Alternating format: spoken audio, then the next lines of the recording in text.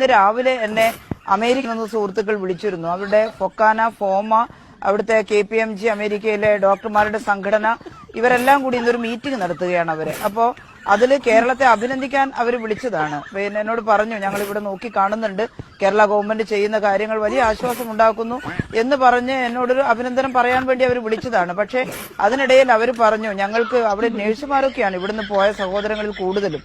അവർ നല്ല നിലയിൽ ജീവിതം നയിക്കുന്നവരാണ്, അവിടെ നന്നായിട്ട് സേവനം ചെയ്യുന്നവരുമാണ്. പക്ഷെ അവരെ അലട്ടുന്നത് അവർക്ക് ഈ ഹോസ്പിറ്റലിൽ ഉപയോഗിക്കാൻ മാസ്ക് ഇല്ല എന്നുള്ളതാണ്. അവർ ചോദിച്ചു, ടീച്ചർ എന്താണ് അവിടുത്തെ സ്ഥിതി, ഞങ്ങൾക്ക് കുറച്ച് മാസ്ക് എത്തിച്ചേരാൻ പറ്റുമോ എന്നുള്ളത്. പണമില്ലാഞ്ഞിട്ടല്ല, അതൊക്കെയുണ്ട്. പക്ഷെ മാസ്കിന് വലിയ ക്ഷാമം നേരിടുകയാണ് അവിടെ. അപ്പോ ഇന്ത്യയുടെ കഥ എന്താണെന്ന് നമുക്ക് ആലോചിക്കാൻ കഴിയുന്നതല്ലേ ഉള്ളൂ. അതുകൊണ്ട് നമ്മൾ വളരെ കരുതലോടെ പ്രവർത്തിച്ചു.